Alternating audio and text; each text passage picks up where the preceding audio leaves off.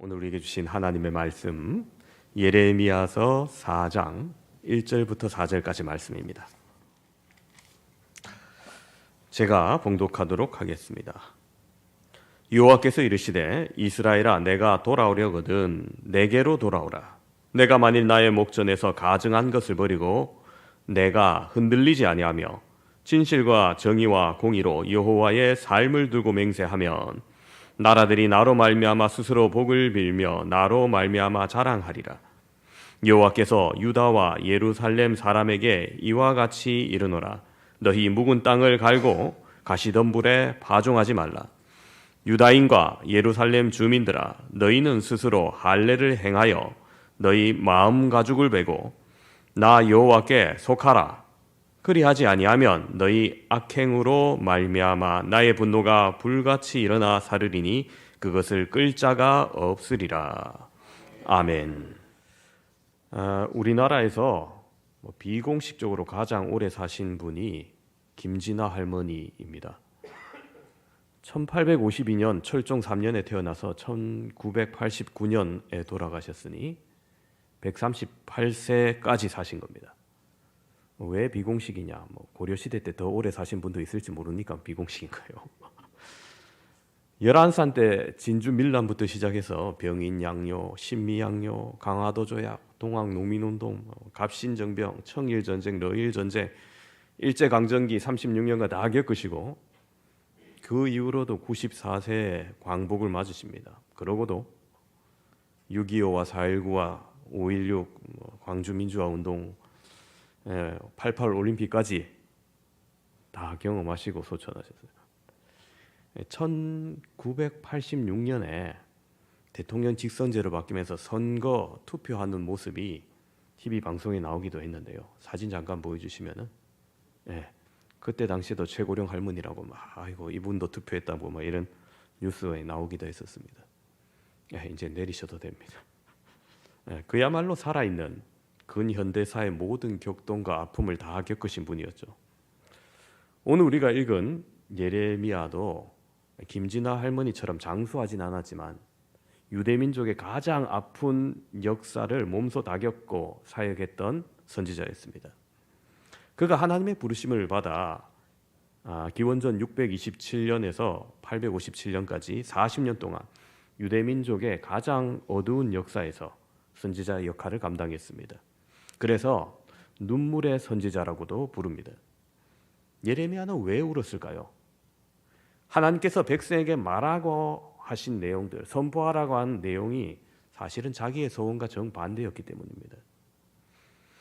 이미 북이스라엘은 대부분의 악한 왕들로 말미암아 기원전 722년에 아수르에 의해서 멸망을 당했었고, 그리고 남아있던 남왕국 유다 역시 하나님 보시기에 패역한 왕들이 많았습니다.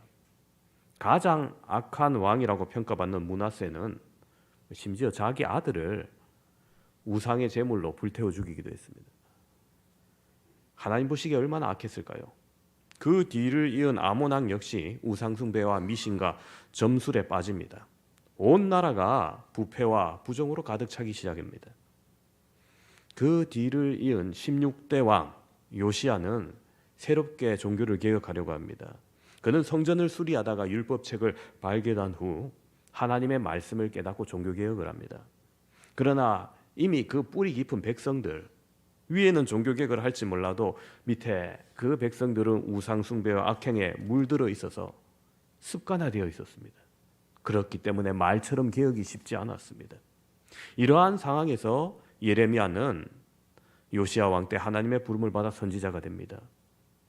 요시야 왕은 선한 왕으로 다윗의 길로 걸어갔다 평가받는 왕이었지만 그가 젊은 나이에 죽고 난 이후 그 아들들이 왕이 되던 시기는 유다 백성들이 하나님 보시기에 더욱더 악을 행합니다.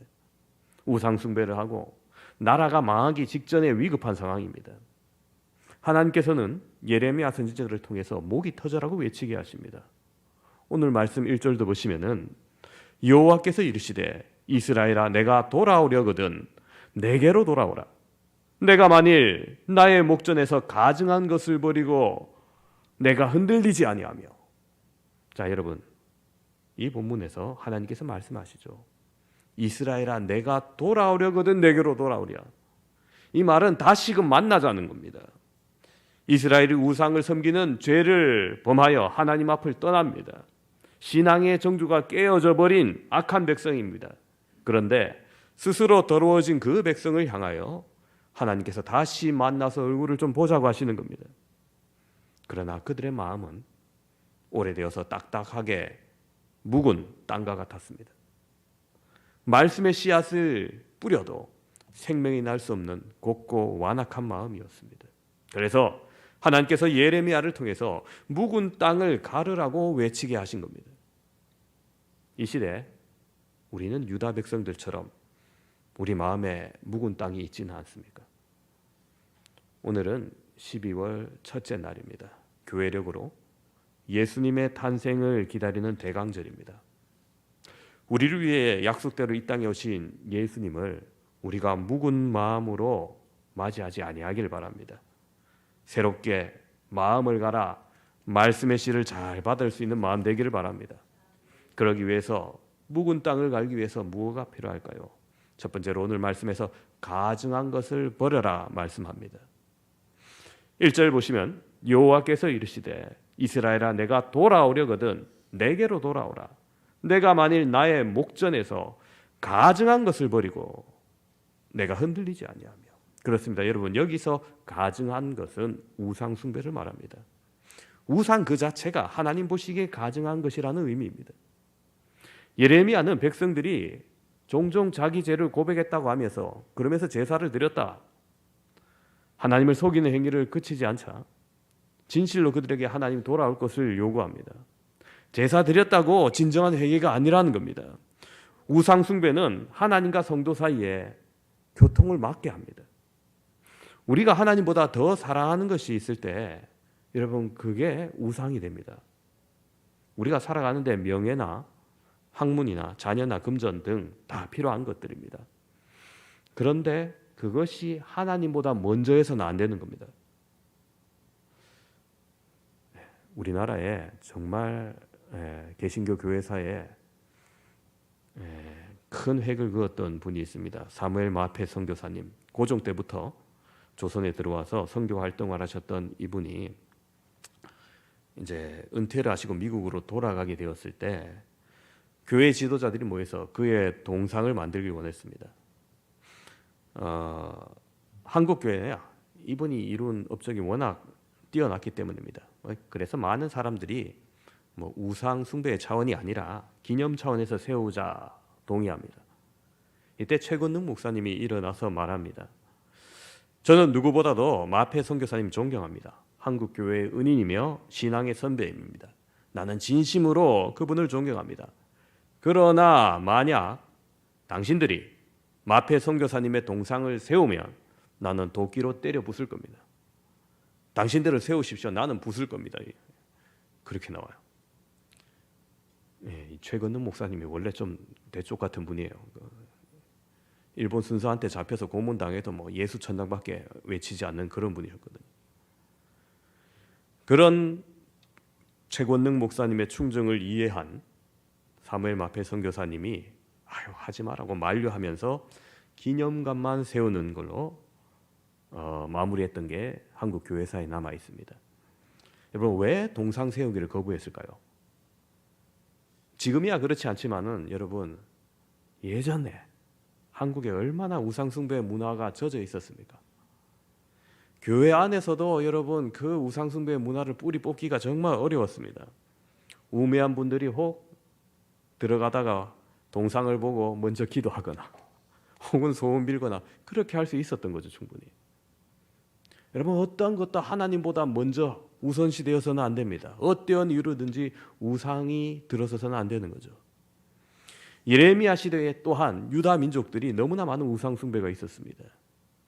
당시 유다가 처한 상황 매우 어렵고 절박했음에도 불구하고 그들은 하나님을 전적으로 섬기지 않습니다. 우상을 섬기든지 아니면 잘해봤자 하나님도 섬기고 우상도 섬기고 많이 섬기면 많이 복받을 거 아닌가 그렇게 생각합니다. 안팎으로 여러 가지 문제에 직면하자 다른 방도를 떠올렸던 거죠. 나름대로 모색했던 겁니다.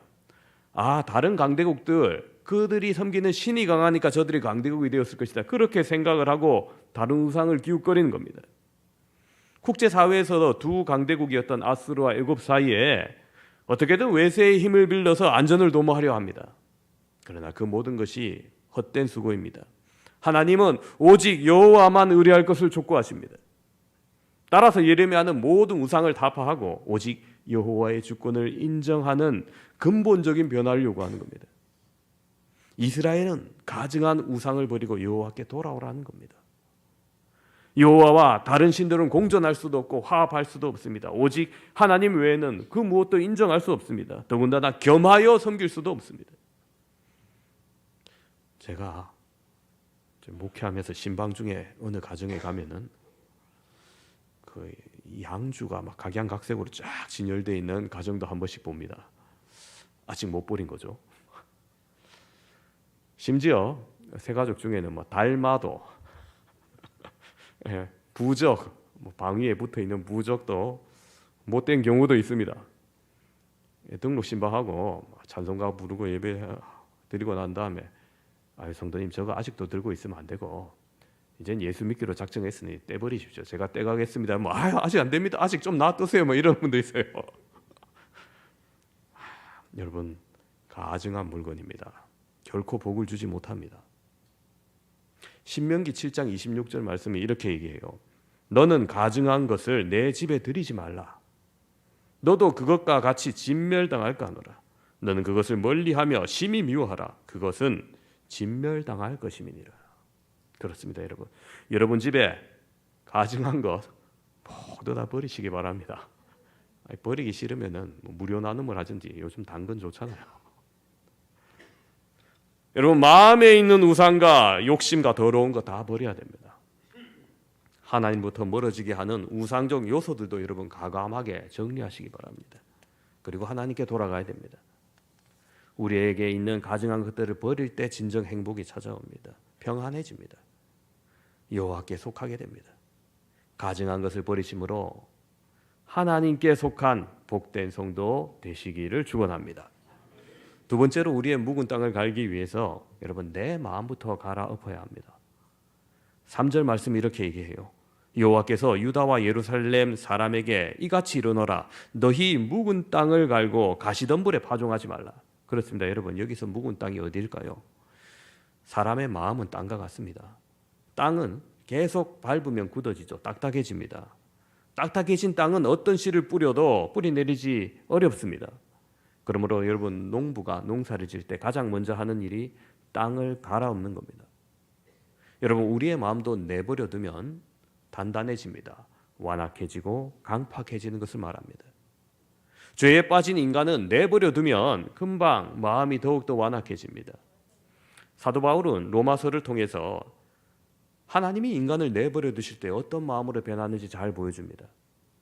하나님께서 우주 만물을 통하여서 하나님의 능력과 신성을 보여주십니다. 신이 있다는 것을 알게 합니다. 그런데 죄에 빠진 인간들의 마음이 허망하여져서 감사하지 않습니다. 하나님의 영광을 드러내지도 않습니다. 오히려 하나님의 영광을 썩어질 우상으로 바꿉니다. 그때 하나님께서 인간을 정욕대로 살도록 내버려 두십니다. 마음에 하나님 되기를 싫어하는 상태로 내버려 두십니다. 그리고 인간의 마음이 어떻게 변하는지 우리에게 보여주는 것이 바로 이 로마서 1장 29절 이하의 말씀입니다. 제가 잠깐 읽어드리면 곧 모든 불의, 추악, 탐욕, 악의가 가득한 자요, 시기, 살인, 분쟁, 사기, 악독이 가득한 자요, 수근수근하는 자요, 비방하는 자요, 하나님께서 미워하시는 자요, 능욕하는 자요, 거만한 자요, 자랑하는 자요, 악을 도모하는 자요, 부모를 거역하는 자요, 우매한 자요, 배악하는 자요, 무정한 자요, 무자비한 자라.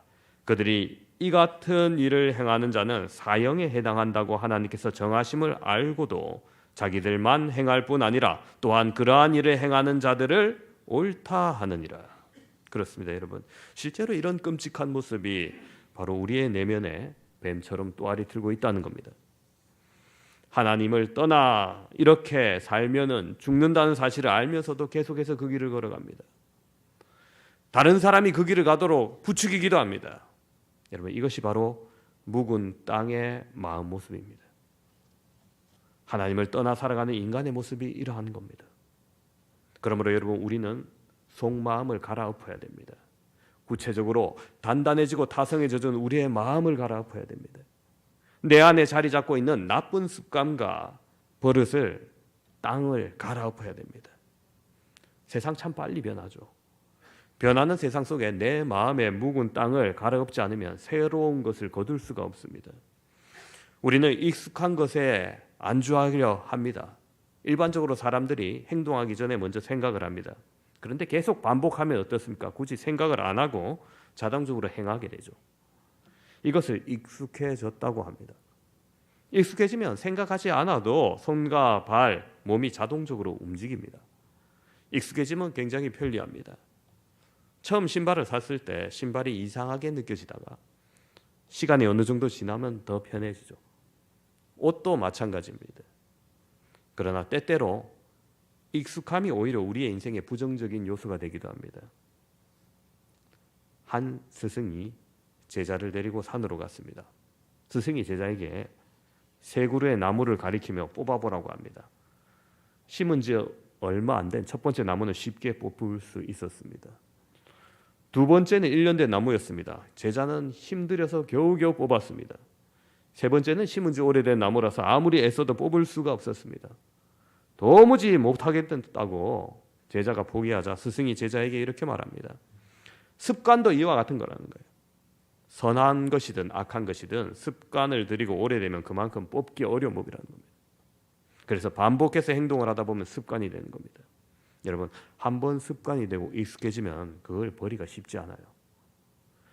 버려야 하는 것을 알면서도 버리기 쉽지 않습니다.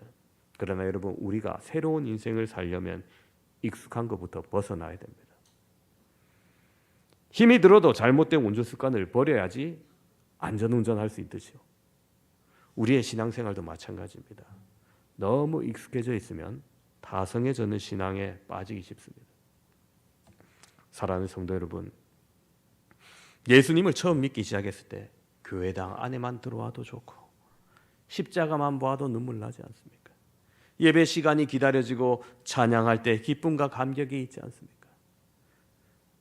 무슨 일을 혹 맡으면 설레이고 최선을 다해 섬기려 하지 않았습니까? 그런데 지금의 모습은 어떻습니까? 그 마음 그대로십니까? 아니면 자신도 모르게 그 익숙함이란 함정에 빠져서 그 마음이 식었습니까? 주의를 쉽게 빠지지 않습니까? 이 정도 하면 하나님이 이해하시겠지 하면서 자신을 합리화하면서 신앙생활을 하고 있지는 않습니까? 이렇게 되는 이유는 우리의 마음이 길가밭의 땅처럼 굳어졌기 때문입니다. 그럼 어떻게 해야 될까요? 양계장을 하시는 장로님인데 폐계를 바꾸는 특별한 노하우가 있다 그래요. 들은 얘기인데, 산란을 하는 닭은, 알을 낳기 위해서 양계장에서 하는 닭은 부화된 지 120일이 되면 처음 계란을 초란을 낳는다고 합니다. 그리고 6개월이 지나면은 완전히 잘 낳는 닭이 돼요. 95%에서 97%까지 산란율이 나온답니다. 성숙기인 그 이후 6개월 동안 잘 낳다가 6개월이 지나면 이제 점점 산란율이 60%, 70%까지 떨어지게 된답니다. 이때 닭을 노개라고 해요. 노개가 되면 산란율을 높이기 위해서 하는 특별 처방이 있답니다. 닭을 하루나 이틀이 지나도록 물도 안 주고 완전히 금식시키고 그 이후에 2주는 물만 먹게 합니다. 사료를 안 줘요. 배가 고프겠죠. 영양이 부족하겠죠. 닭이 털이 빠지면서 체중이 25% 정도 감량이 됩니다. 이때 죽는 닭도 있어요. 한 10%에서 15%는 닭이 죽는답니다. 그래도 약한 닭은 죽게 놔두고 그 2주를 견디고 난 다음에 사료를 주면은 한 달이 지나서 털이 다시 돋아나고 산란율이 거의 100%에 다다른대요. 다시 알을 잘 낳는 닭이 되죠. 그리고 한 8개월부터 10개월까지 산란을 계속하다가 그 이후에 다시 산란율이 좀 떨어진답니다. 그러면 그 닭을 이제 노개가 아니고 폐개라고 한답니다. 그럼 한 마리에 1,000원도 안 되는 몇백 원의 가격으로 팔리게 됩니다. 그럼 베개를 산 사람은 그거 갖고 뭘 합니까? 하는데 그걸 사가지고요 넓은 야산에 흩어놓습니다. 사람이 주는 사료만 먹던 닭이 스스로 양식을 찾아 먹어야 하기 때문에 온 산을 헤집고 다니면서 뭐 벌레 쪼아 먹고 뭐 야채 쪼아 먹고 합니다. 그러는 동안 발톱도 빠지고 피도 나고 털도 뽑히고 뭐 그러다가 다시금 소량의 사료를 줍니다. 그러면 산에 있는 것도 먹고 사료도 먹고 그러면은 윤기가 나고 건강미가 넘치는 막 근육질의 닭이 돼요. 이때 바로 그 1,000원도 안 하는 그 닭이 토종닭으로 이름 붙여가지고 10,000원이 넘게 팔린답니다. 예, 여러분이 저 산에 올라가서 먹는 토종닭이 바로 그런 겁니다. 여러분 미물인 닭의 변신이 놀랍지 않습니까? 여러분 이것이 바로 우리의 마음, 묵은 땅을 기경하는 모습이 아닐까 생각합니다. 하나님 보시기에 아름답지 않은 모습, 너무나 익숙해져 매너리즘에 빠져있는 신앙생활을 바로잡기 위해서 여러분 굶어서라도 새롭게 만드는 것처럼 여러분 우리에게도 그런 결단이 있어야 될 줄로 믿습니다. 미물도 죽기를 각오하고 온 산을 돌아다니면 새로워지는데 여러분 우리들도 마음의 묵은 땅을 기경하기를 원하고 결단하면 새로운 모습으로 변하지 않겠습니까? 내 안에 있는 묵은 땅을 갈아엎는 결단이 있기를 주님의 이름으로 축원합니다. 우리의 마음속에 있는 욕심, 미움, 시기, 질투, 교만, 자랑, 게으름 이 모든 것들이 가시덤불과 잡초 같은 것들입니다. 자라나면요 그걸로 인하여서 우리의 마음이 딱딱해지고 다른 씨가 잘 자라지 않습니다. 우리의 마음이 부드러워지려면 마음의 잡초를 가시덤불을 뽑아야 됩니다. 잡초같이 올라오는 죄악들을 뿌리채 제거해야 됩니다. 뽑아내지 않으면은 씨앗들이 자랄 수가 없는 것처럼 우리의 마음속에 있는 것들을 뽑아내지 않으면 계속해서 우리의 신앙은 자랄 수가 없습니다. 끊어야 할 것을 끊지 않으면 결코 하나님께서 주시는 풍성한 삶을 경험하지 못한다는 거예요. 지금 내 안에 있는 뽑아야 할 잡초가 무엇일까요? 여러분 풍성한 열매를 원하신다면 뽑아야 할 것 과감하게 뽑을 수 있기를 바랍니다. 그 속에 주님이 주시는 풍성한 열매가 나타날 줄로 믿습니다. 세 번째로 묵은 땅을 갈기 위해서는 마음의 가죽을 베어라 말합니다. 4절 상반절 보시면은 유다인과 예루살렘 주민들아 너희는 스스로 할례를 행하여 너희 마음 가죽을 베고 있습니다. 여러분 마음의 가죽이 있습니까? 마음 가죽을 베라는 것은 곧 할례를 행하라는 의미인데요. 당시 유대인들은 모두 외적인 언약인 할례의 징표를 가지고 있었습니다. 그렇지만 그 할례의 의미인 내적 실체는 없었습니다. 이스라엘 남자들은 태어난 지 8일 만에 생식기 표피를 잘라내는 수술을 했습니다. 이걸 할례라고 하죠. 아브라함 때부터 하나님과의 언약을 맺어서 너와 내 후손이 지켜야 할 언약으로서 몸에 자신이 하나님의 것이다 표하는 겁니다. 하루에 3-4번 이상 꼭 화장실 갈 때 바라보죠 남자들은. 아 내가 하나님의 것이구나 항상 마음에 새기라는 겁니다. 근데 본문에서 표피 가죽이 아니라 마음의 가죽을 베고라는 표현은 바로 몸의 할례가 아닌 마음의 할례를 의미합니다. 하나님의 원하시는 할례는 실질적으로 육체적인 할례가 아니라 마음의 할례였습니다. 아 내가 하나님의 언약 백성이구나 하는 사실을 늘 마음에 새기고 다니는 사람을 원하셨던 겁니다. 그런데 육적인 할례에만 만족하고 마음의 할례에는 전혀 관심도 없는 사람, 하나님과의 언약이 제대로 이루어졌다고 말할 수 없는 것입니다. 신명기 10장 16절도 이렇게 말합니다. 그러므로 너희는 마음의 할례를 행하고 다시는 목을 곧게 하지 말라. 그렇습니다. 할례 의식은 이스라엘 백성에게 대단히 중요한 의식이었습니다. 그러나 그들은 육체적 할례 의식에만 관심을 가졌지 영적인 마음의 할례는 관심을 갖지 못했습니다. 로마서에서도 그래서 표면적인 유대인이 유대인이 아니고 표면적인 육신의 할례가 진정한 할례가 아니라고까지 합니다. 그렇습니다. 할례는 마음에 하라고 하는 겁니다. 영적인 할례를 행하여만 한다는 겁니다. 그래야 진짜 하나님과의 언약이 이루어진다는 겁니다. 하나님 앞에 여러분 우리가 육신 가지고 설 게 아니잖아요. 하나님은 영이십니다. 다시 말해서 육신의 할례로만 끝난다면은 하나님과의 원수된 사실을 그대로 가져가는 겁니다. 그럼 마음의 할례는 뭘까요? 바로 예수 그리스도로 말미암아 내가 변화되는 것입니다. 골로새서 2장 11절 이렇게 말합니다. 또 그 안에서 너희가 손으로 하지 아니한 할례를 받았으니 곧 육의 몸을 벗는 것이요 그리스도의 할례니라. 그렇습니다. 여러분, 예수 그리스도의 할례가 무엇을 의미합니까? 할례는 하나님과의 언약 의식이라고 말했습니다. 그러므로 예수 그리스도의 할례는 십자가에서 죄 사함을 받고 새롭게 태어난 이들을 말합니다. 그러므로 오늘 말씀의 마음의 할례는 예수 그리스도의 할례이며 회개한 자는 반드시 예수님으로 말미암아 죄 사함을 받아야 된다는 겁니다. 다시 말해서 십자가의 보혈에 대한 영적 체험 없이 죄를 회개했다는 것은 잘못된 회개가 될 수 있다는 거예요. 여러분, 오늘 시대의 가장 안타까운 모습은 예수 그리스도의 십자가 앞에서 새롭게 태어나는 자들이 적어졌다는 겁니다. 죄악을 계속해서 범할 수밖에 없는 인간인데 다시 십자가 앞에 나아가 예수 그리스도의 할례를 잘 받지 아니한다는 겁니다. 마치 유대인들이 육적 할례로 어렸을 때 받았던 그 할례로 만족하고 지냈던 것처럼 예전에 받았던 은혜, 그 십자가만 기억하면서 다시 십자가 앞에서 애통함을 보이지 않고 있다는 것이 안타까운 현실이라는 겁니다. 본문의 4절 말씀을 주목하시기 바랍니다. 유다인과 예루살렘 주민들아, 너희는 스스로 할례를 행하여 너희 마음 가죽을 베고 나 여호와께 속하라. 그리하지 아니하면 너희 악행으로 말미암아 분노가 불같이 일어나 사르리니 그것을 끌 자가 없으리라. 그렇습니다. 마음의 할례를 받지 못하면 하나님의 분노를 막을 자가 없을 것이라고 말하는 겁니다. 예수 십자가의 대속의 은혜에만 취해서 내가 과거에 구원받았다는, 나는 구원받은 사람이다, 거기에 취해서 더 이상 십자가 앞에서 애통함이 없다면 하나님의 진노를 받을 수 있다는 사실을 여러분 명심하시기 바랍니다. 여러분, 우리는 십자가 앞에 나아갈 때 변할 수 있습니다. 새롭게 될 수 있습니다. 어떤 사람이라도. 시카고의 어느 작은 교회에서 있었던 일입니다.